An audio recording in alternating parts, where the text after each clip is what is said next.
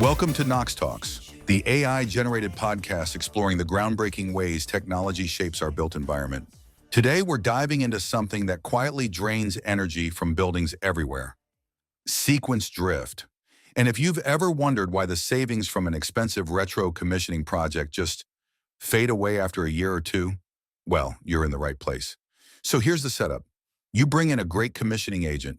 They spec out high-performance control sequences, ASHRAE Guideline 36, the industry's high-performance reference for HVAC control sequences, and your VAV system is humming.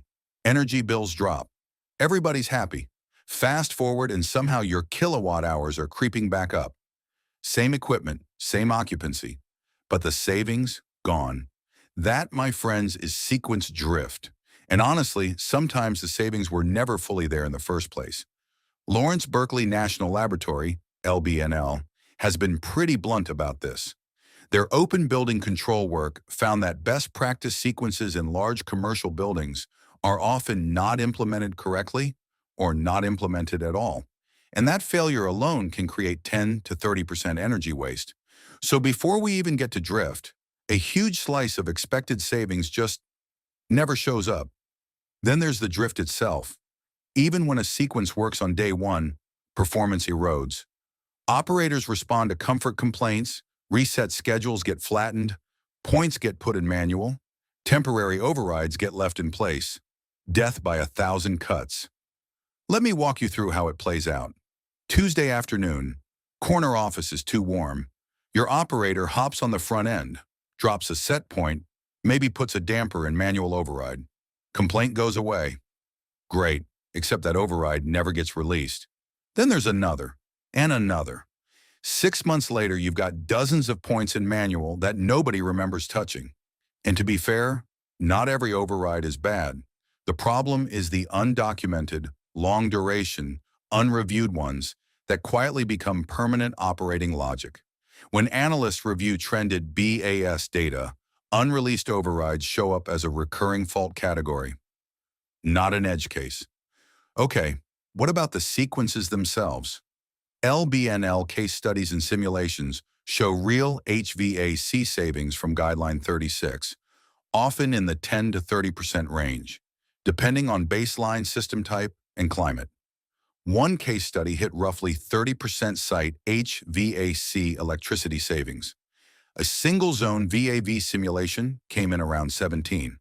The savings are real, but they're case-dependent, and they only show up if the sequence is implemented and verified correctly. And that verification is where most projects fall apart, because traditional commissioning is a one-time event. You get a report, put it on a shelf, and move on. Which brings us to MBCx, monitoring-based commissioning. This is the operational answer.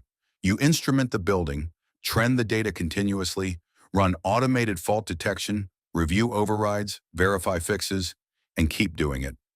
LBNL's benchmarking across 24 UC, CSU, and investor-owned utility partnership projects reported about 10% median source energy savings, with a payback around 2.5 years.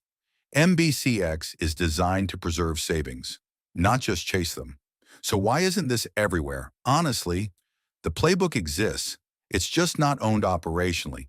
It lives in commissioning reports, dashboards, conference decks, but it's rarely in the monthly PM schedule, rarely a line in the CMMS workflow, rarely a line item in the facility's budget. And until somebody's accountable for it, the building slowly reverts to whatever keeps complaints down fastest, not what saves energy. That's the gap. So here's what I'd push you to do. Make this a cadence, not a project. Once a month, review overrides. Pull the list, justify each one, release the ones you don't need. Once a quarter, verify your reset sequences. Twice a year, test economizer logic in your trim and respond loops. And after every controls programming change, every sequence edit, controller replacement, or major front-end revision, rerun the relevant sequence checks before you sign off. One more thing. When you're talking to your controls contractor, ask about Guideline 36 by name. Ask how they verify the install. If they hedge, that's a red flag. Sequence drift isn't sexy. It's not a shiny piece of equipment you can point at. But poor implementation plus quiet degradation can create 10, 20, sometimes 30% energy waste, enough to erase the savings you thought you already paid for. The research has been sitting there for years. So, audit your overrides, verify your sequences, trend your data, make it a routine, not a one-off.